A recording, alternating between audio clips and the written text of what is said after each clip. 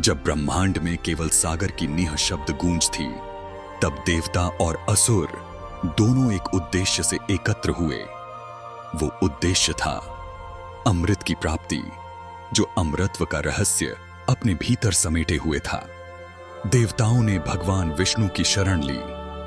विष्णु बोले, मंथन के लिए पर्वत मंदिर को मथानी बनाओ और सर्पराज वासुकी को रस्सी। क्षण भर में आकाश से उतरे वासुकी, उनका विशाल शरीर चमक रहा था, मानो बिजली की रेखाएं सागर को आलिंगन कर रही हों। फिर आरंभ हुआ महासमुद्र मंथन।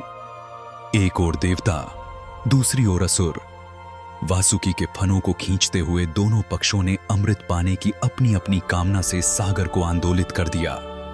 लहरें उफान पर थीं और समूचा ब्रह्मांड उनकी शक्ति से कांप उठा। परंतु मंदराचल पर्वत भारी था। धीरे धीरे वह सागर में डूबने लगा। तब विष्णु ने लिया कूर्मावतार। एक विशाल कछुए का रूप धारण कर उनके दिव्य पृष्ठ पर टिक गया पर्वत मंदिर और मंथन पुनः प्रारंभ हुआ। सृष्टि ने पहली बार स्थिरता का अर्थ समझा। मंथन तीव्र हुआ, तरंगें आकाश तक उठीं, बिजलियां गरज उठीं और समुद्र से निकलने लगीं अनगिनत शक्तियां। देवता और असुर दोनों विस्मित थे कि सागर के गर्भ में क्या क्या छिपा है। तभी सागर से प्रकट हुए अनमोल रत्न, कामधेनु, ऐरावत, कल्प वृक्ष और अनेक दिव्य वस्तुएं। हर रत्न के साथ ब्रह्मांड का एक रहस्य उद्घाटित होता गया। देवता प्रसन्न हुए, परंतु अमृत अब भी कहीं छिपा था। फिर अचानक सागर से उठा घना धुआं। हलाहल विष इतना प्रचंड कि देव दानव दोनों भयभीत हो उठे। वायु विषैली हो चली और जीवन रुक सा गया। तभी सभी ने पुकारा, महादेव रक्षक बनो। हिमालय के शिखर से प्रकट हुए महादेव, शांत परंतु असीम तेजस्वी। उन्होंने विष को अपने कर कमलों में धारण किया और पिया ताकि संसार जीवित रह सके। उनका कंठ नीला पड़ गया और तब से वे कहलाए नीलकंठ। सृष्टि ने फिर से श्वास ली। धीरे धीरे सागर शांत हुआ। प्रभात की सुनहरी किरणें लहरों पर बिखर गईं। देवता हर्षित हुए, असुर थके हुए पर पराजित। और तब सागर के गर्भ से उठी नई ज्योति। धन्वंतरि प्रकट हुए, अपने करों में लिए एक स्वर्णिम अमृत कलश। देव और दानव दोनों उनकी ओर दौड़े।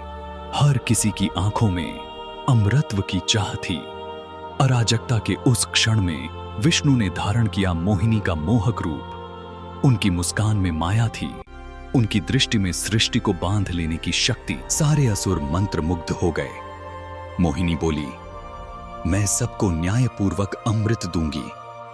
देवताओं को एक ओर, असुरों को दूसरी ओर बैठाया गया और आरंभ हुई अमृत वितरण की लीला। देवता शांत थे, असुर मोहित। परंतु असुर राहु ने वेश बदल लिया और देवों के बीच बैठ गया। जब अमृत की बूंद उसके होठों को छुई, सूर्य और चंद्र ने तुरंत पहचान लिया, यह असुर है। क्षण भर में विष्णु ने मोहिनी रूप त्यागा। उनके कर से निकला सुदर्शन चक्र, जो विद्युत वेग से दौड़ता हुआ गया और राहु का मस्तक अलग कर दिया। परंतु अमृत का स्पर्श पा चुका था वह, इसलिए उसका सिर अमर हो गया। राहु का सिर और केतु का धड़ दोनों आकाश में स्थित होकर ग्रह बन गए। तभी से वे सूर्य और चंद्र को ग्रसने का प्रयास करते हैं और यही है ग्रहण का आरंभ। मोहिनी ने शेष अमृत केवल देवताओं को प्रदान किया। सागर शांत हुआ, धरती पर प्रकाश फैला।